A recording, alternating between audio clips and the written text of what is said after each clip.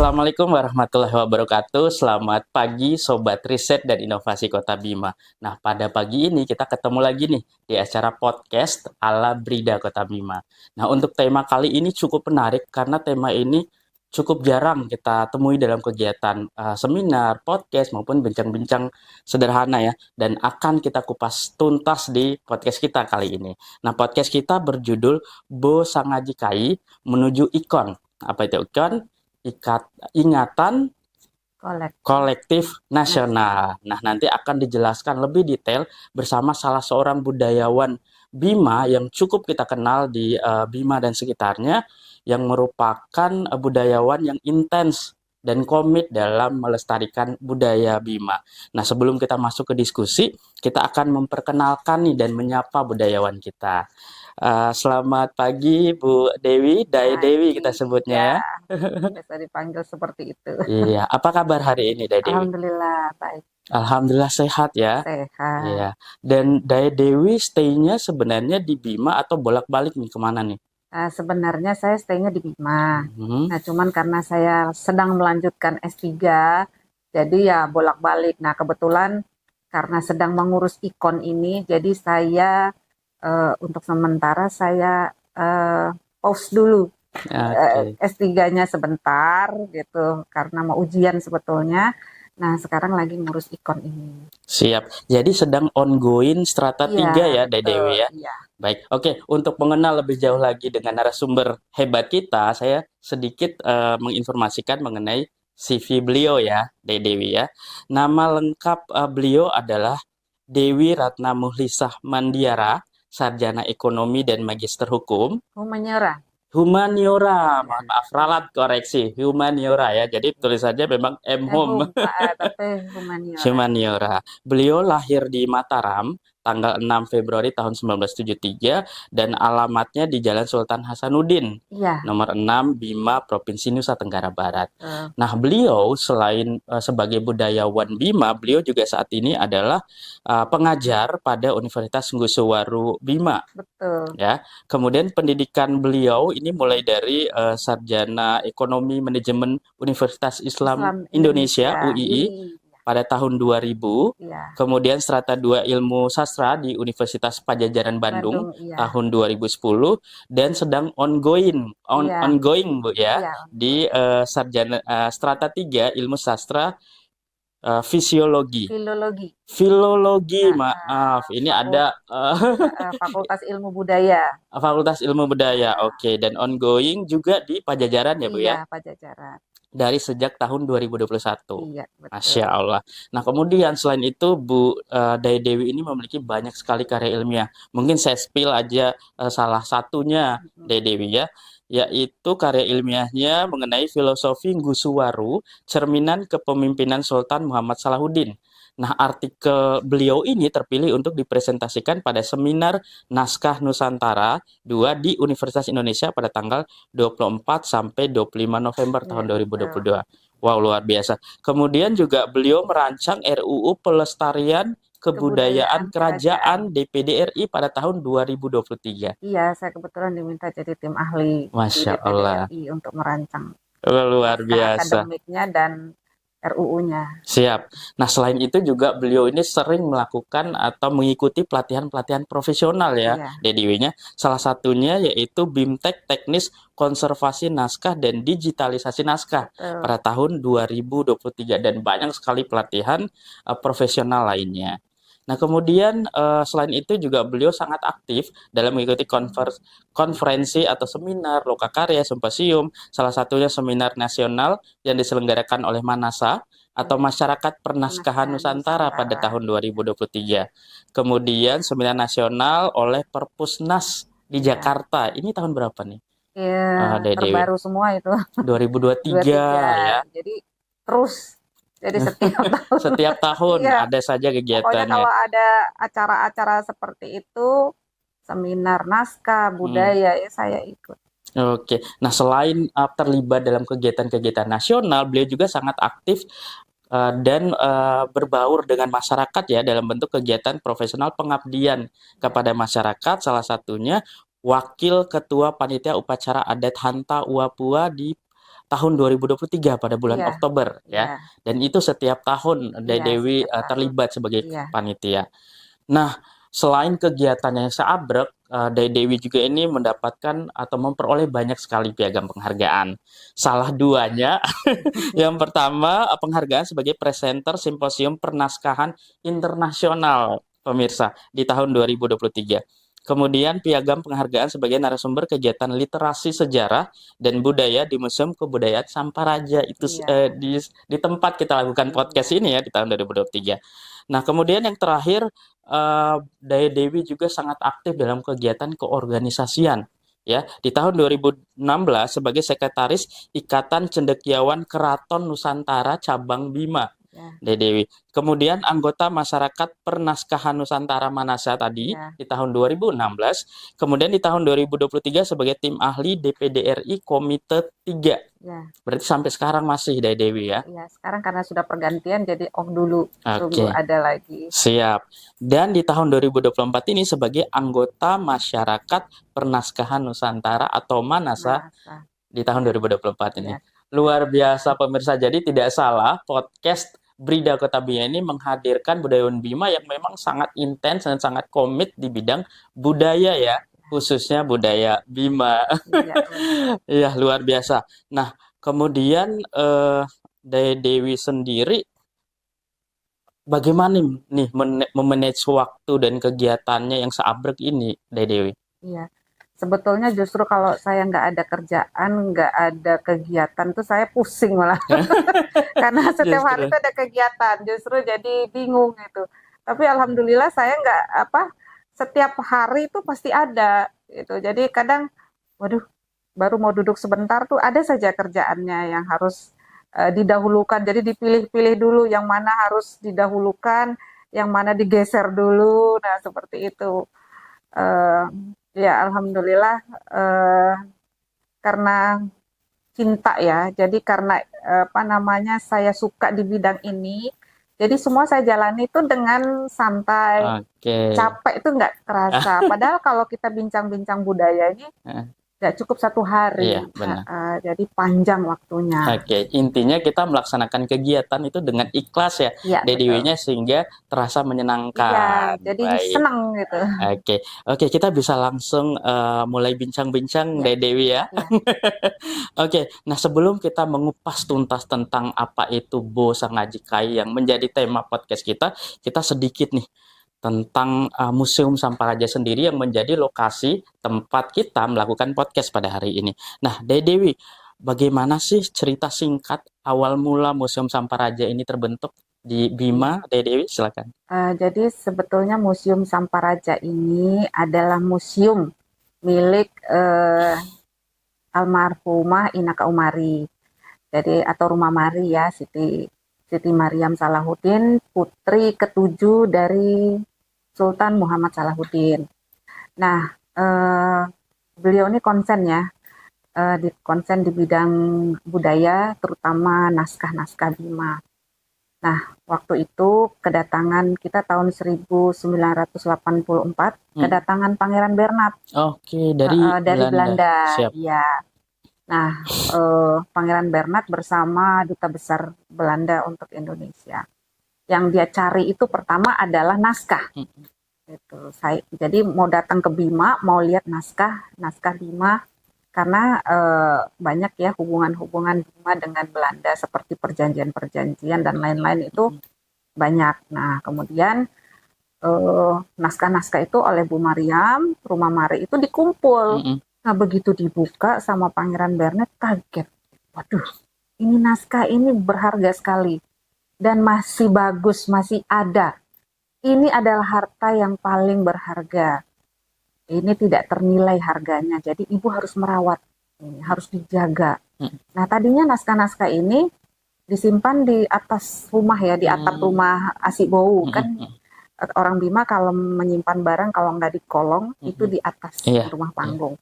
Nah, tadinya di situ, nah di dalam peti dikumpulkan, akhirnya oleh Bu Mariam dikumpulkan ini naskah-naskah. Nah, karena itu tadi ya, karena mendapat teguran gitu. Ini harta Bima yang paling berharga, tidak ternilai dengan uang. Ini harus diselamatkan. Nah, itu tahun 84. Nah, kemudian menjadi keresahan beliau, tahun 85 beliau membuat Yayasan Museum Samparaja. Oke. Nah, kemudian tahun 87, 88, 89, naskah-naskah kita ini direstorasi ya, dilaminasi di Mm-mm. perpustakaan, di Arsip Nasional Oke. Andri Republik Indonesia ya. Nah, di sana hampir 5.000 lembar naskah kita itu sudah dilaminasi, ini yang ada di belakang-belakang ini Iya. naskahnya, sehingga bisa dibaca hingga saat ini. Oke. Gitu. Supaya lebih mudah dibaca Ya, sebenarnya laminasi mudah ini. dibaca dan awet ya. Siap. Jadi bisa bertahan sampai 50 tahun ke depan. Tentunya dari tahun 87 sampai sekarang ini sudah puluhan tahun, Mm-mm. dan untuk kedepannya itu dari sekarang tuh perawatan, dari dulu sampai Oke. sekarang tuh harus dirawat. Jadi Iya. meskipun sudah dilaminasi, diawetkan, tapi tetap harus dirawat itu tadi dengan AC, kemudian dibersihkan secara berkala, kemudian dibukanya dengan hati-hati. Oke. Gitu. Siap. Berarti sangat penting sekali ya keberadaan naskah-naskah yang pertama kali di-spill oleh Pangeran Bernard tadi dari Iya, Belanda. iya. Nah, kalau berbicara tentang naungan nih, Mm-mm. Dewi, sekarang kan Bima udah terpecah jadi Iya, Kota Bima dan Kabupaten Bima. kabupaten. Nah, untuk penanggung jawab resminya saat ini Museum Samparaja ini dari mana, Ya, Day? sebetulnya kan Museum Samparaja ini museum pribadi. Ini Oke. museum pribadi yang didirikan oleh Rumah Mari, Mm-mm. Hinata Omari. Jadi sebetulnya untuk memang wilayah administrasinya itu Mm-mm. di kota. Mm-mm. Namun karena ini merupakan aset ya, jadi tidak terpisahkan oleh eh, wilayah administrasi, Mm-mm. jadi bisa masuk di wilayah kota maupun kabupaten gitu. Karena pengunjungnya juga bukan hanya orang kota saja, Benar. orang kabupaten juga, dan bukan orang kabupaten Iya. saja dan kota, tapi nasional, malah Siap, dunia tuh ke benar. sini. Benar sekali. Nah, yang terakhir tentang Museum Samparaja, Dae, fasilitas apa sih yang diperoleh oleh pengunjung ketika datang berkunjung ke Museum Samparaja selain atau naskah tadi, apa saja nih yang bisa pengunjung dapatkan, yang bisa pengunjung nikmati di sini? Ya, sebetulnya kami di sini ada pemandu ya, jadi Mm-mm. menjelaskan gitu, ini Oke. naskahnya apa, kemudian misalnya ada yang mau meminjam buku juga boleh, Oh, tapi gitu. Oke. nah kemudian kita punya katalog ya, di sini ada katalog, jadi misalnya ada peneliti-peneliti ingin mencari sesuatu, misalnya materi apa Referensi gitu, ya. referensinya misalnya tentang hukum atau perdagangan. Nah, itu bisa dilihat dari katalog itu. Nah, nanti dijelaskan. Nah, sebenarnya nanti ke depannya Mm-mm. kami ini akan mentransliterasi Mm-mm. Oke. naskah-naskah ini, sehingga karena kan aksaranya aksara Arab Melayu atau Jawi. Jadi Ya. para peneliti ini sulit. Iya, benar. Nah, nanti kita akan mempersiapkan translate, orang-orang yang bisa mentranslate. Mm-mm. Jadi misalnya mau halaman berapa nih, yang Mm-mm. mana? Nah, kita translate kan. Oke, nah tuh pemirsa, ternyata di Museum Samparaja ini ternyata banyak hal yang bisa kita dapatkan ya, Iya, selain kita melihat naskah asli budaya Bima iya, dari zaman dulu, juga bahkan kita dapat melakukan penelitian di sini untuk betul. memperoleh referensi dan literasi. Luar biasa, Iya, Dai Dewi. Baik, Dai Dewi, kita masuk sekarang mengenai tema podcast kita ya, tentang Bo Sangajikai. Nah, pemirsa pasti pengen tahu banyak, Bo itu apa sih sebenarnya? iya. Ya. Jadi karena kita sudah go ikon gitu, akan melangkah ke ikon, akan mendapat penghargaan ikon. Mm-mm. Jadi masyarakat Bima nih harus tahu nih Mm-mm. ikon, karena kita sudah bukan lagi tingkat daerah, tapi kita sudah nasional ya. Ya. Karena dengan ikon itu kita juga diakui oleh pemerintah gitu, bahwa keberadaan naskah kita ini diakui. Nah, sebetulnya ini Bosa Ngajikai yang sudah ditransliterasi ini. Nah, kalau yang ini yang aslinya. Nah, ini aslinya. Mm.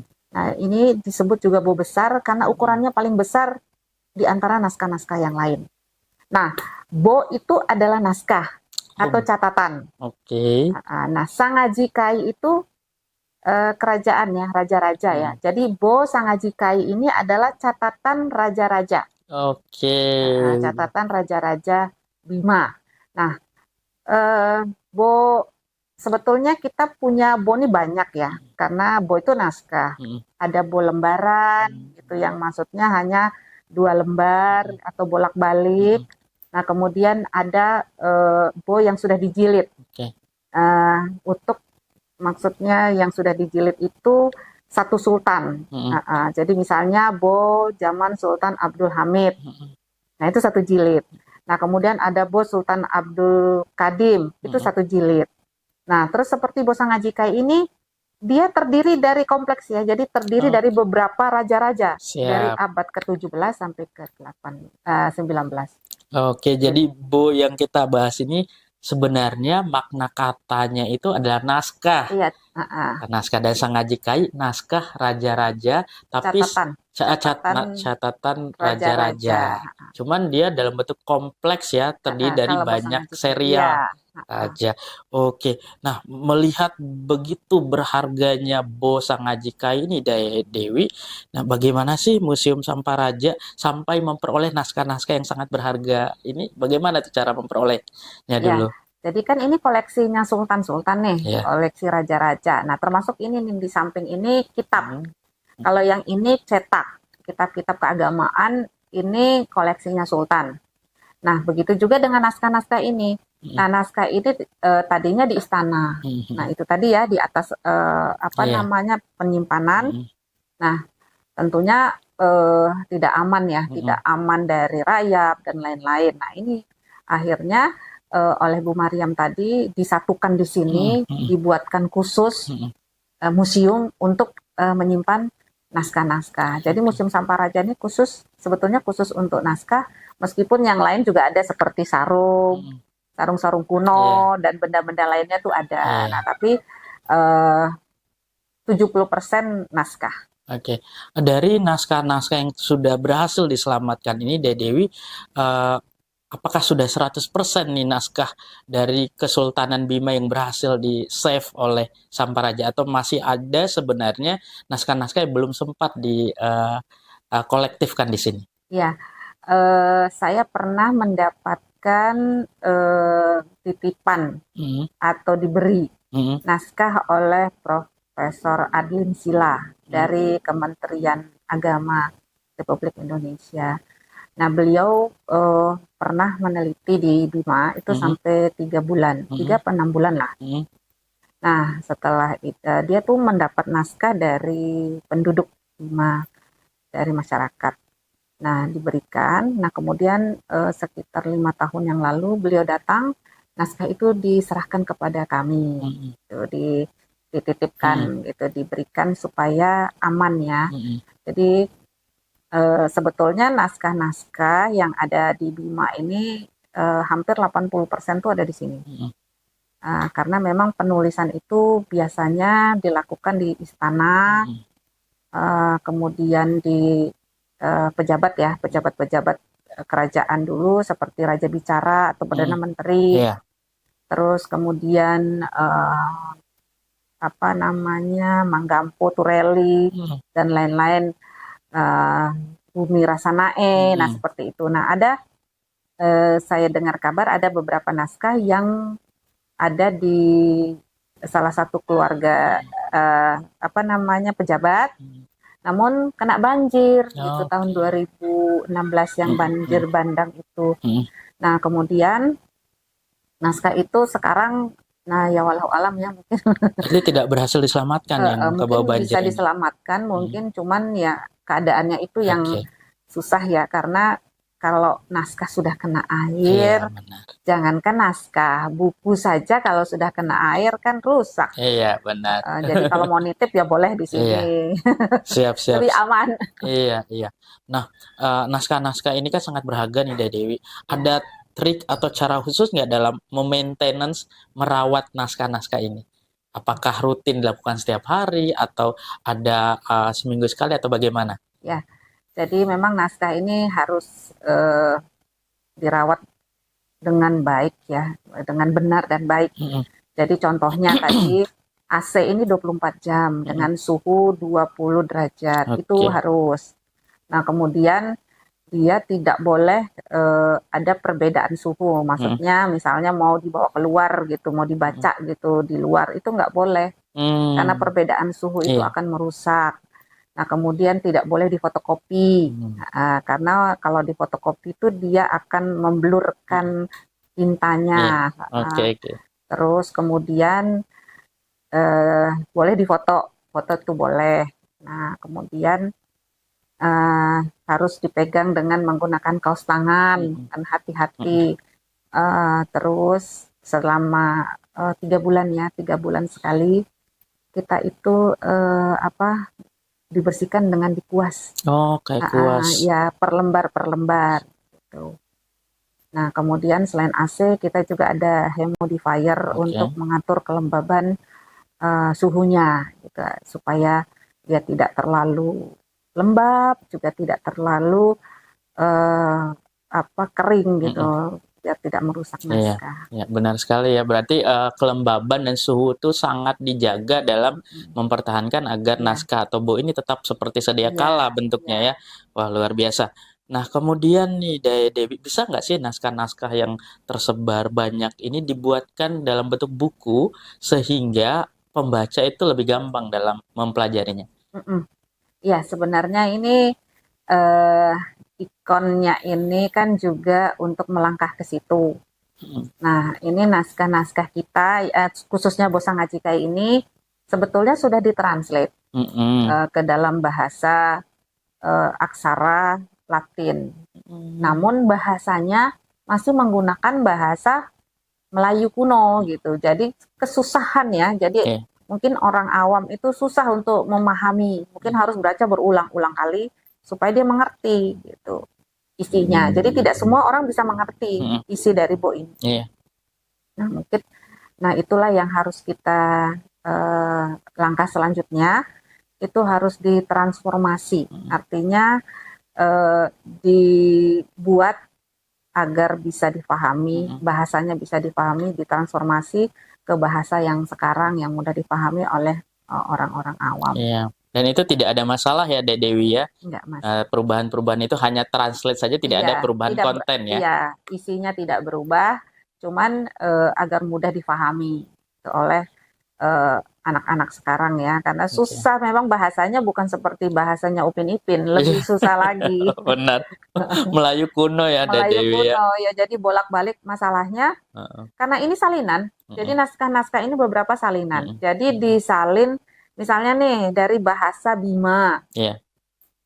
terus disalin ke bahasa Melayu gitu. Nah, Mm-mm. tentunya susah gitu. Bolak-baliknya bayangkan dari bahasa Bima Mm-mm. disalin ke bahasa Iya. Melayu. Nah, Iya. jadi Iya. kadang Iya. susah dipahami. Benar, benar, benar, benar. Heeh. Baik. Nah, ini kan aset berharga. Iya, Masuk juga kategori kekayaan intelektual Nusantara iya. gitu, tradisional Nusantara. Nah, bisa nggak sih buku-buku naskah-naskah ini yang sudah dirubah, ditransformasikan menjadi buku ajar atau buku yang lebih mudah dipahami oleh pembaca, dihakaikan, didaftarkan atau dicatat sebagai hak kekayaan intelektual? Iya, mungkin harus ya, memang harus Iya.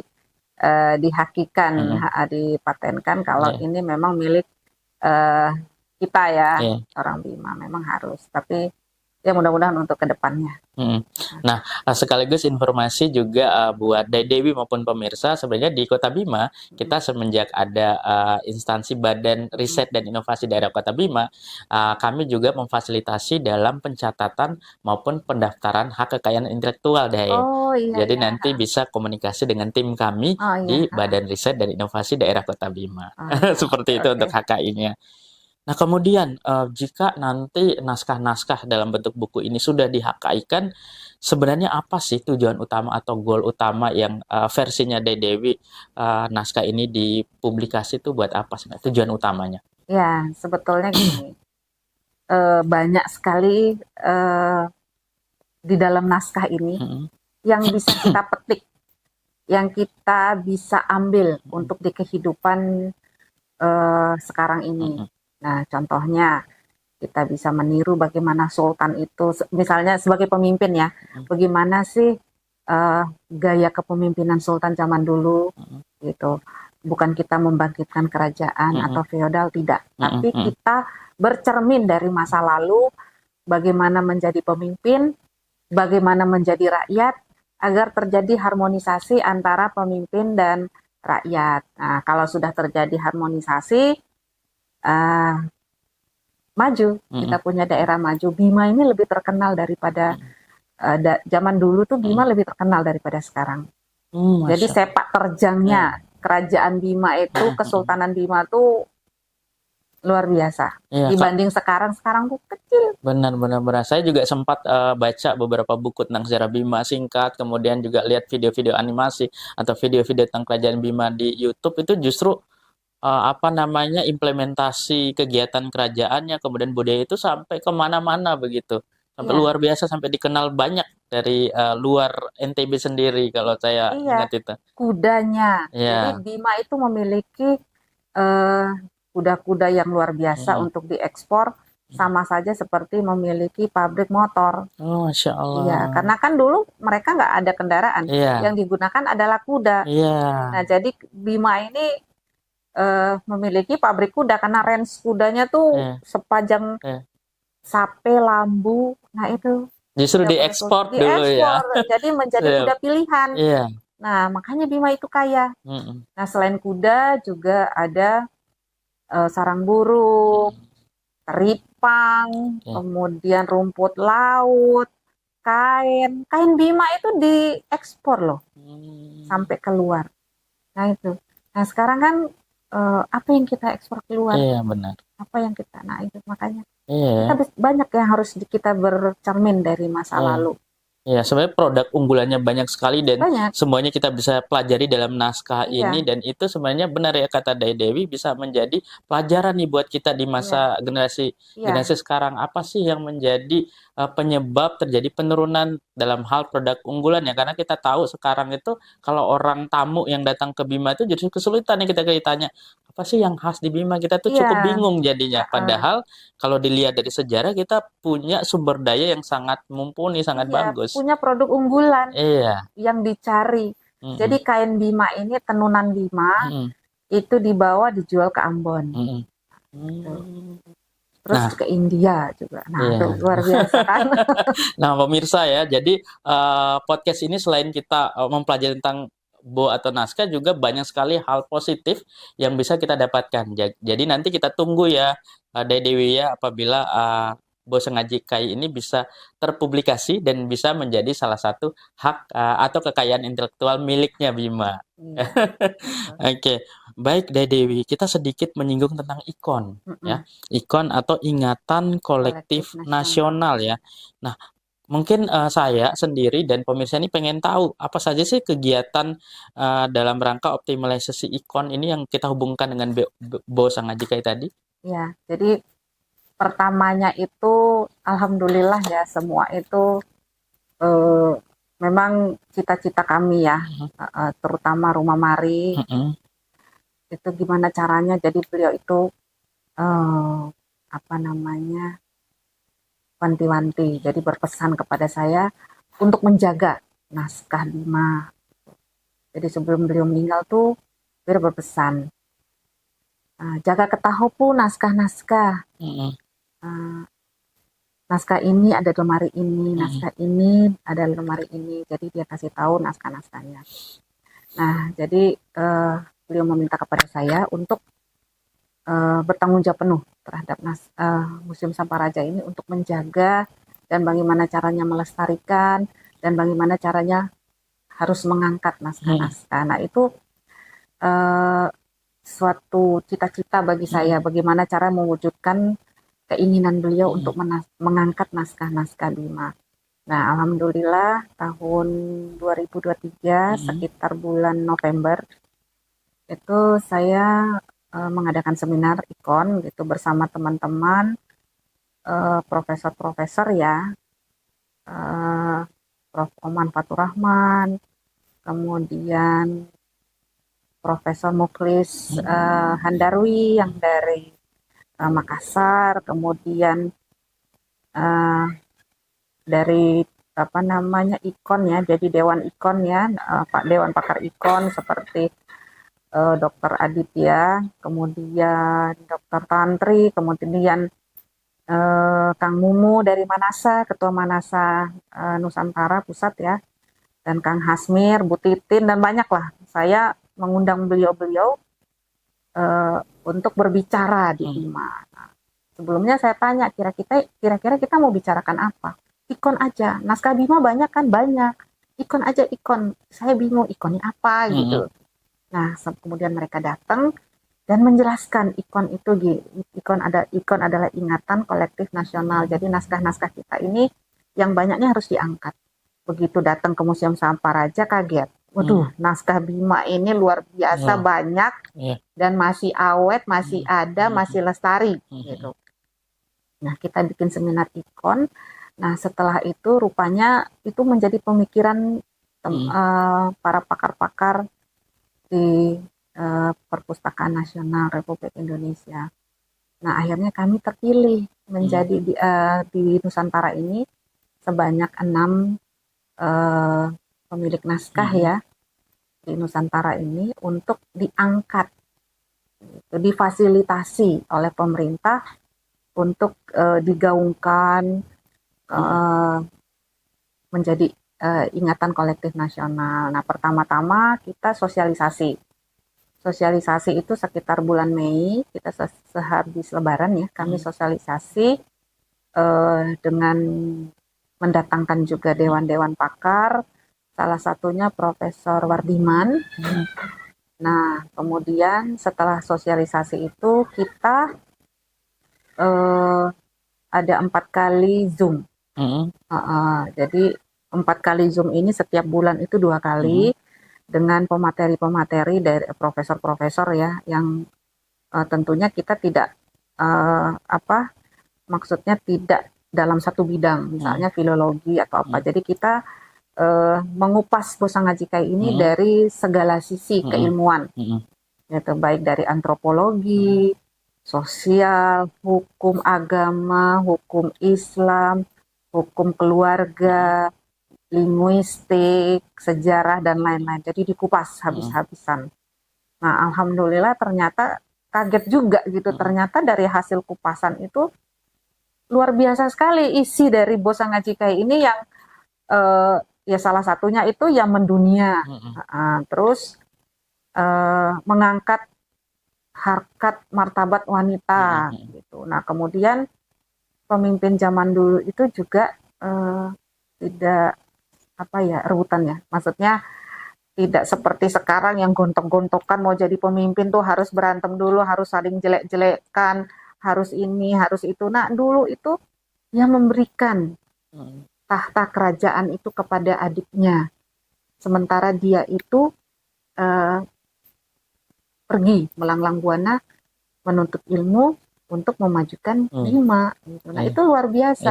Nah, itu dijalankan itu beberapa sultan seperti secara legowo dan sukarela ya. Sukarela. Jadi saya menyerahkan tahta ini kepada kamu, dan ini tidak boleh lagi diungkit-ungkit, dan turunan selanjutnya juga harus itu tidak boleh diungkit-ungkit. Itu ada persumpahannya, diberikan dengan rela.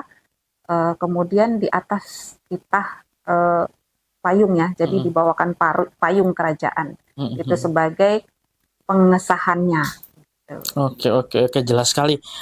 Peran ikon ini dan mulai diselenggarakan dan digiatkan juga di tahun 2024 ini ya, Dea Dewi ya. Oke, nah bicara tentang pemerintahan ini, Dea Dewi, ada nggak sih selama ini bentuk peran dan tindak lanjut pemerintah daerah terhadap pelestarian naskah-naskah ini?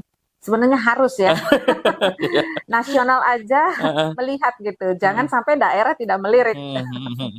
Gitu, karena sebetulnya yang dalam dulu ya, harusnya ada perhatian. Nah, mudah-mudahan ini dengan perhatian dari pusat terhadap naskah kita, nah ini menjadi pemicu bagi daerah untuk turut juga mengangkat, karena banyak yang bisa diselami dari naskah-naskah ini untuk kehidupan kita ke depan. Benar, saya setuju sekali. Saya setuju sekali, Dek Dewi. Nah, kemudian apa sih sebenarnya yang Dek Dewi lihat kendala-kendala utama kita di Bima ini dalam pelestarian budaya Bima, khususnya naskah-naskah ini, selain dari peran pemerintah daerah mungkin yang selama ini belum terlalu maksimal mungkin yang Dek Dewi lihat. Tapi kendala utamanya itu sebenarnya apa, Dek Dewi, yang bisa kita pemirsa lihat juga dari podcast ini? Ya, jadi kendala utamanya karena kadang anak-anak itu males ya untuk Mm-mm. datang ke museum gitu, dianggap eh, ya ngapain sih datang ke museum gitu. Nah, padahal museum itu adalah jendela Mm-mm. masa lalu untuk kita melihat masa Mm-mm. lalu. Iya. Nah, eh, majunya kita bisa mengukur majunya suatu daerah itu dilihat tuh dari museumnya Iya, sebetulnya. oke. Nah, jadi di luar negeri itu museum tuh bagus-bagus. Nah, jadi kita juga, nah pemerintahnya harus memperbagus ya museum Iya. gitu agar masyarakat itu datang, jadi dia tidak bosan melihat. Nah, seperti di Perpusnas itu di Jakarta itu gila bagus sekali, Mm-mm. bagus Mm-mm. dan itu terbesar ya se Asia Tenggara itu Hmm. museum apa namanya Arsip nasional, arsipnya bukan gedung perpustakaannya. perpustakaan. Nah, di situ banyak buku-buku. Nah, begitu juga Perpusnas ya bukan Perpus apa namanya museum Museum. Museum Nasional Jakarta, Museum Gajah tuh bagus besar. Nah, gitu. Jadi pemerintah ini harus lebih melirik lagi museum-museum kita, gitu. Ya dengan fasilitas ya diberikan fasilitas. Bagaimana caranya supaya anak-anak itu suka gitu ke Iya, museum. aksesnya lebih Iya, luas lagi ya. iya. Baik. Tentunya kan butuh biaya Iya, seperti itu, iya, tidak iya. mudah. Ya, intinya Gitu. perhatian dari pemerintah Iya, daerah agar apa namanya, museum itu bukan hanya sebagai tempat untuk refreshing sementara, hanya iya. untuk datang ketika hari libur, tapi juga menjadi tempat salah satu tempat untuk literasi utama Iya, bagi generasi muda di Kota Bima. saya juga ini suka gitu ngundang anak-anak. Mm, mm, Jadi anak-anak juga di sini berlatih tari mm, mm. klasik di sini. Oke. Nah, itu juga salah satu pemantik saya Mm. supaya generasi-generasi muda ini rajin ke museum Iya, gitu. oke. Otomatis dia nari.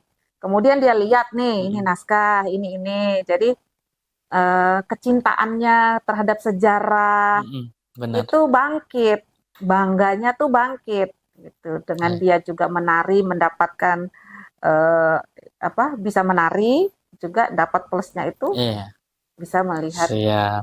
Benar sekali, naskah, bagus bisa bagus lain-lain. trik-triknya nih untuk menarik Heeh. dari Dede Dewi sendiri. Nah, yang terakhir, Dede Dewi sebelum closing statement, seberapa penting sih menurut Dede Dewi sebagai salah seorang budayawan Bima, apakah budaya atau sejarah atau kultur Bima ini seberapa penting masuk dalam kurikulum pendidikan saat ini, Dede Dewi? Perlu nggak atau penting nggak ada dalam kurikulum pendidikan? Penting sekali, penting sekali. Jadi kayak teman-teman saya nih, saya kasih contoh. Teman-teman saya S3 Mm, itu meskipun dia tidak di bidang budaya, di mm, bidang sains misalnya, tetap mengangkatnya tuh harus menyenggol budaya. mm, Nah itu. Jadi sekarang ini justru isu-isu budaya, kearifan lokal itu yang sedang diangkat mm, mm. gitu. Nah, anak-anak muda kita memang harus sejak dini diperkenalkan Mm, gitu. Budaya, tradisi itu harus diperkenalkan. Nah, agar mereka eh, punya karakter ya, punya jati diri mm, gitu sebagai orang Bima mm. seperti itu. Iya, berarti penting sekali agar perhatian terhadap budaya ini ada sejak dini ya, Dek Dewi Iya, ya. harus. Ya, oke, oke. Nah, Dek Dewi sebagai closing statement nih, mungkin ada yang ingin Dek Dewi sampaikan sebagai budayawan Bima kepada pemirsa yang belum sempat kita bahas dalam bincang-bincang tadi. Silakan, Dek Dewi. Ya. Jadi kepada anak-anak ya, kepada generasi-generasi muda terutama gitu.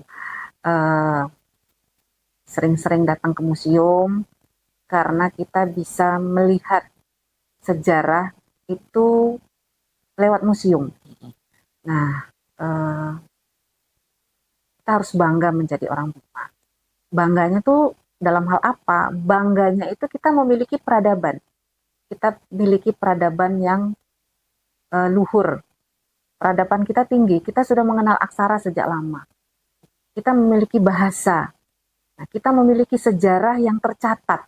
Nah, sebetulnya eh, di museum ini, di Museum Samparaja ini, kita bisa melihat betapa luar biasanya literasinya orang-orang zaman dulu, betapa rapinya kearsipan mereka. Nah, ini yang bisa harus kita tiru sebagai generasi muda. Mereka sangat menghargai kertas, tidak seperti sekarang catatan atau buku saja hilang gitu. Orang zaman dulu tuh tidak disimpan. Nah, itu.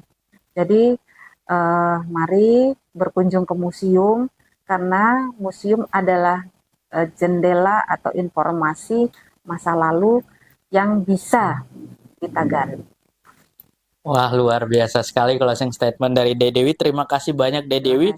Dan sebelum kita tutup, saya ini mengutip quote yang saya dengar langsung dari De Dewi ya, Sobat Riset dan Inovasi Kota Bima. Quote-nya sangat luar biasa. Yang pertama, kita harus bangga sebagai warga Bima atau sebagai orang Bima. Yang kedua, ini juga quote-nya cocok buat pemerintah daerah nih, yang De Dewi ungkapkannya itu kemajuan suatu daerah salah satunya tergantung atau dilihat dari museumnya. Betul. Ini kutipan yang akan kami bawa terus nih dari Dewi, dan mudah-mudahan pemirsa dan pemerintah daerah dapat melihat dan menikmati podcast ini sebagai salah satu hasanah ilmu, terutama dalam peningkatan dan pelestarian budaya di Kota Bima dan Bima pada khususnya. Terima kasih De Dewi, ini adalah bincang-bincang podcast kita yang sangat luar biasa. Mudah-mudahan kita masih punya ada waktu lagi untuk bertemu pada kegiatan selanjutnya. Terima kasih Sobat Riset dan Inovasi di Kota Bima. Sampai jumpa di podcast ala Brida Kota Bima selanjutnya. Akhirul kalam. Wassalamualaikum warahmatullahi wabarakatuh. Salam riset, salam inovasi.